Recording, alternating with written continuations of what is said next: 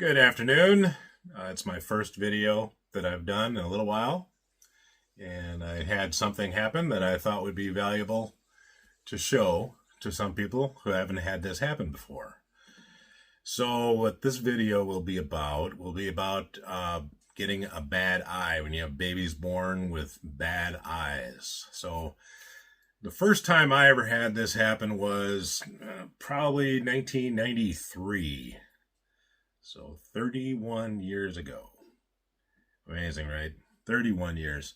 So it was a head-to-head for call albino breeding. I actually had several litters that year. I didn't do very good on my odds, but I did end up with, I don't remember, it was 8 or 11 albinos, something like that.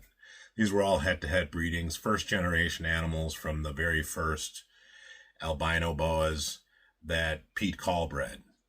So Pete Call and Paul Miles had each purchased an albino boa from these guys in California, guys who were primarily colubrid guys who had invested in some albino boas from Colombia. There were 4 males and 1 female originally. Paul Miles bought one first, and then very shortly after, his next door neighbor, Pete Call, bought one. They bred him and they made heads. Eventually, the best albino breeder of all time, probably, or at least the first 20 years, was Pete Call. So I had obtained hets through Paul Miles that Pete Call had made. And I'd produced 8 or 10 or 11 albinos, and most of them had at least one bad eye. Well, you can imagine how disappointed I was. I had never seen it before, and I thought, well, this is it. This is a death knell. They've got these huge eyes, or one huge eye. Typically, if there's a bad eye, the first eye to go is the animal's right eye. So as you're looking at the animal, it would be the left eye. So that's the first one that would be bad. And sometimes you get both eyes that are bad. And sometimes it could be even worse, that you get both bad eyes and the head is a little bit compressed at the eyes, a little bit deformed. That's really bad. So those almost always die. But the eyes are a completely different issue, and that's what I want to talk about, how you deal with that. So I believe all but 2 or 3 of those had at least one bad eye, and I had no idea how to treat it. There was no, magical way to fix it. I didn't know what to do about it, and they ended up losing the eyes, all of them, every one of them. That first year, I don't know what happened. I believed at the time that I'd kept them too humid, and I lost quite a few of them. But they probably, in retrospect, they were probably just a little bit too early, and that's why they died. Nothing to do with the eyes. But you get these bad eyes, and I've had them in call albinos, sharp albinos, VPIT positives, basically all the albinos, D positive and otherwise, can have a bad eye. And occasionally you get some that have 2 bad eyes. So originally when this first happened, people thought, oh, bad eye. If you breed that, all your babies will be het for bad eye. Well, that's not how it works. It's not a genetic single gene mutation. I don't even believe it's a polygenic genetic mutation. What I believe it is a predisposition to having a problem with drainage in the eye that causes the eye to become infected. So albinos in particular, and many mutations in their homozygous form, with albinos it's a simple recessive, so they'd be homozygous for the albino gene regardless of which one it is, makes them more vulnerable to having problems. It's not a guarantee for sure, and it's become less and less prevalent the farther that we've gotten from those first babies. So the first babies were quite inbred of due to necessity. There were no other albinos around. You couldn't buy outcrossed hats from somebody else. You had to buy them. Pete was making them. And so you had to get those and breed them together to make some. And at that time, nobody had any concern about inbreeding. Today, there's some of us that have a concern about inbreeding and try to avoid inbreeding. Especially with common animals, there's no excuse to be inbreeding. Inbreeding increases the likelihood of medical problems with your animals, including the bad eye. So if you outcross your albinos, sharp, call, VPIT positive, you're a lot less likely to end up with these eye problems. So I didn't know what to do, and it was years later. They'd continue to happen. I did things that I thought helped. Doing a nighttime temperature drop seemed to have helped with the number of babies that I would get with the bad eyes. But ultimately, the best thing I could do to minimize the likelihood of getting a bad eye was outcrossing, which, makes more sense, right? You're going to have genetically more healthy animals if they're a little bit more outcrossed. So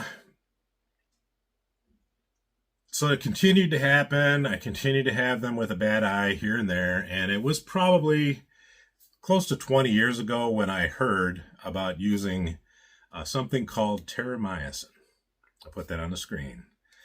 Terramycin. It's a really effective antibacterial eye ointment that is typically used, on pets, mammals, cats, and dogs in the eye. Now, they have a completely different eye from a reptile eye. A reptile eye is sealed, theoretically. It's completely sealed. It's not moistened by tear ducts. It's not open. So it's not as effective a way of delivering an antibacterial ointment or medication, but it can still help.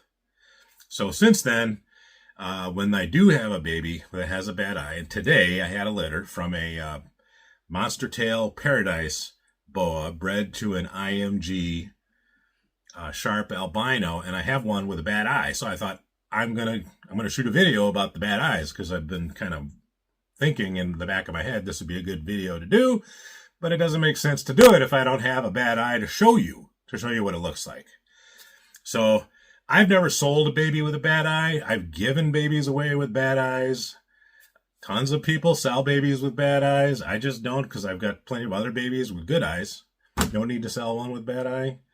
Plus they make, especially now, they're not very expensive, so it makes a cool animal to give to a kid at a show, who's oogling your stuff, and he doesn't have the money to buy it, but his mom and dad are there, and it's kind of a cool thing to do.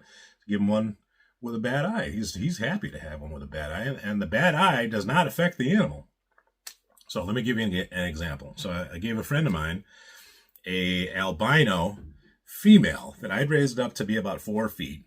She didn't have either eye. No eyes. 0. She did fine. They still are able to nail the food. They feel the warmth. Typically, the way I would feed them is I'd take the hemostat with the rat, and I'd come up with it and touch them right on the nose tip with it, right on the nose, and then they'd nail it. They'd find their water, no problem. They get around mainly by sense of smell. You think about these animals being nocturnal, where they live in an area that a lot of times at night it's pitch black. They can't see anything. So a boa with no eyes has no advantage or disadvantage over a boa with both eyes at night when they're primarily busy. So an albino with one eye, or an albino can only see on one side, by the way. So if you come in with a hemostat with a food item, and you bring the rat in on the snake's right side, where the eye is missing or doesn't work right, he can't see it, but he can feel the heat from it. If you come in on the other side, then they can see the movement, and they know to nail it, because they can see the movement, because we don't feed in the pitch black. At least I don't. Doesn't seem like a great idea. So I had given him this albino that had no eyes. And later on, I gave him another albino, a male with one eye. A couple years later, he bred them together. This is two albinos with one eye between them. Bred it, produced a great litter, full litter of babies. There were 22 or 23 babies. How many of them? This is one animal was homozygous, super form for no eyes. The other one was het for one eye, or het for a bad eye, or had one bad eye. So with one eye between the two of them and 22 or 23 babies, how many of those babies would you guess would come out with at least one bad eye? Seems like 3 out of 4, right? I mean, maybe, probably more than that. Maybe 9 out of 10 would have bad eyes.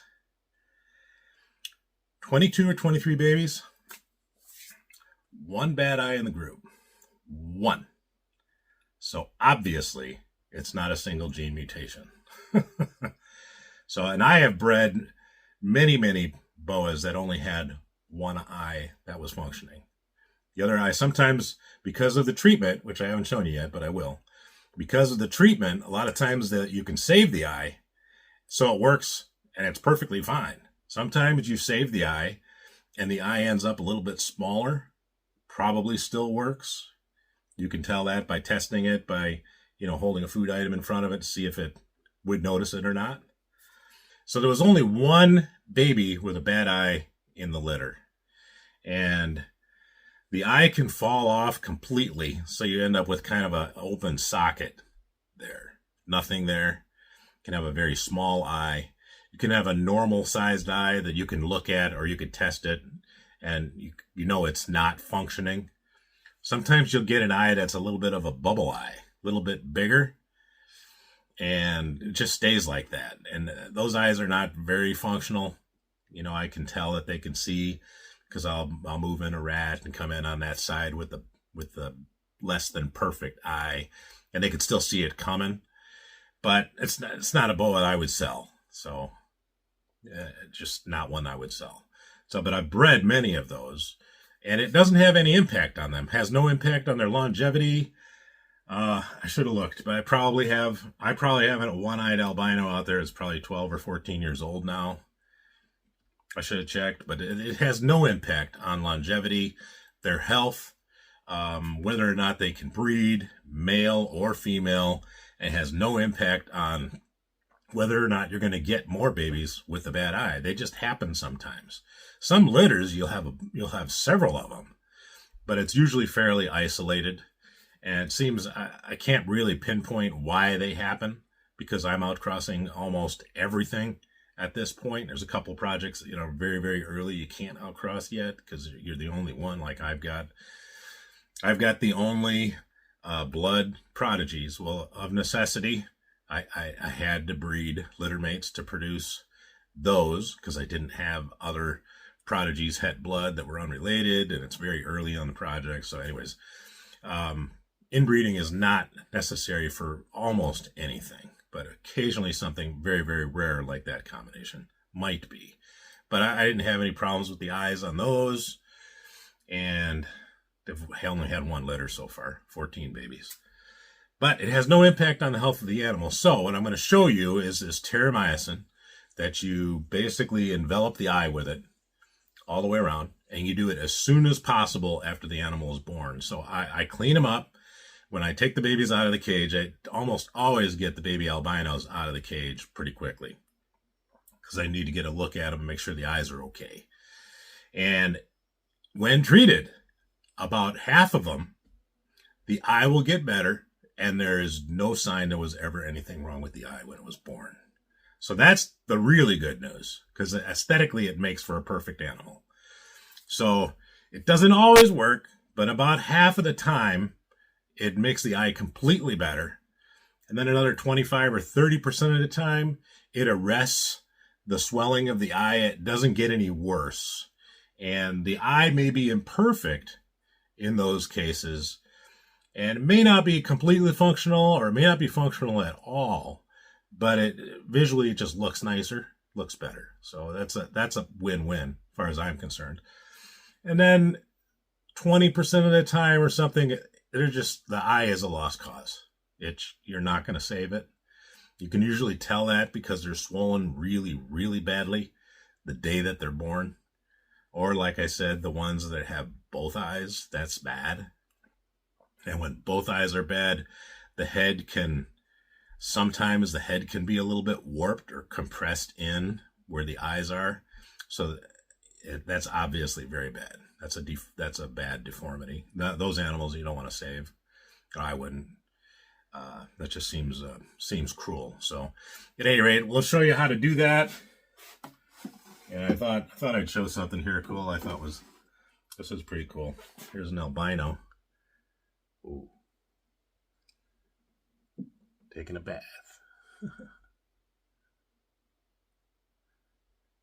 Blood sharp labby. Taking a bath. Soaking up that little mouse he got yesterday. Anyways, thought I'd show that quick. But let me get these albinos over here, and I'll show you. I got one that has a bad eye, and I'll show you how you apply that terramycin. So I have to rearrange my camera and whatnot, so it's facing down here at my table so you can see what's going on. All right, hang on. Oh, we're still rolling. All right, so here is a tub with some sharp albino babies that I just had today, just a little bit ago. I just washed them off. And the key is this terramycin, you've got to use it as fast as you possibly can. So as soon as possible. The sooner you use it, the more effective it's going to be. So got these here, got my terramycin.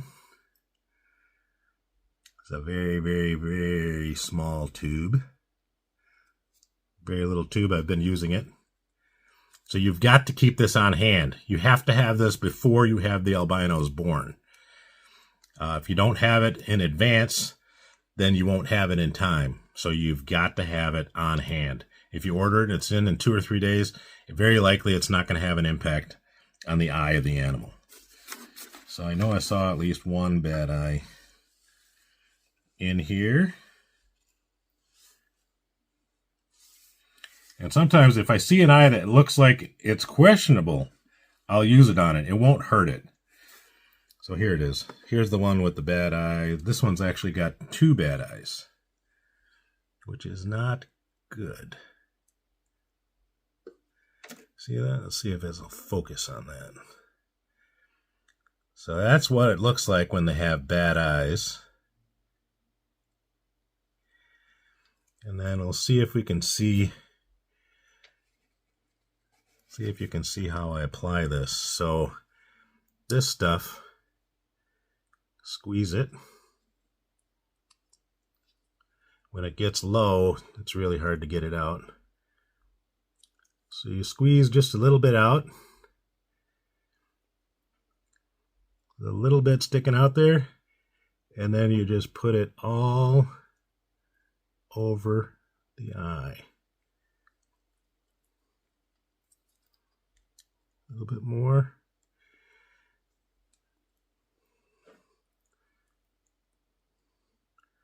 So it completely covers the eye. All right, there's one eye. And there's the other eye. Got to keep an eye on where the camera is. There's the other eye. Put a little bit of that on there. And I think the most effective place for this is where the eye, right there where the eye joins the skin beside it. That is probably the area where it's more likely to absorb right in. So I got it on both sides. Both eyes are completely covered. It's kind of yucky. But the first day, I'd get this at least twice on the first day. I put this on at least twice. And then the next day I get them in the morning and in the afternoon. And the third day, the same thing. So I get at least twice a day for the first 3 days. After that, the skin kind of dries up, and it's not likely to be as effective. So that I still do it like once a day. And then in 8 days or 9 days, it's going to get ready to, the skin is going to get ready to shed. So I put it on twice a day then as well. And especially you want to make sure you get them the day after they shed, even if the eye looks completely better. The day after they shed, you want to get them a couple times that day and a couple times the day after. And then you pretty much have done as much as you can do, is my experience. And the eye is either going to get better or not. And a lot of times, by the time they shed, you don't see any hint that there was anything wrong with that eye to begin with. So I haven't been watching here. Hopefully nobody got away.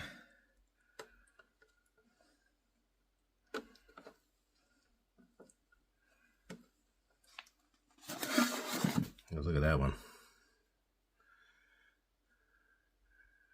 It's an IMG Sharp.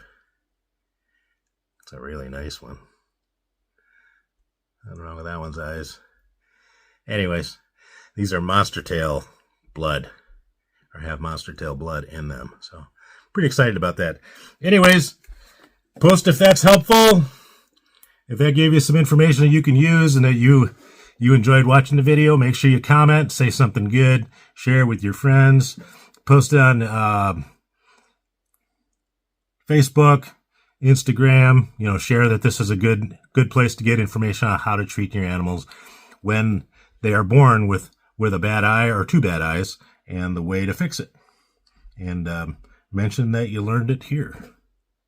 I don't remember where I heard of it first, but it works great. Thanks for watching.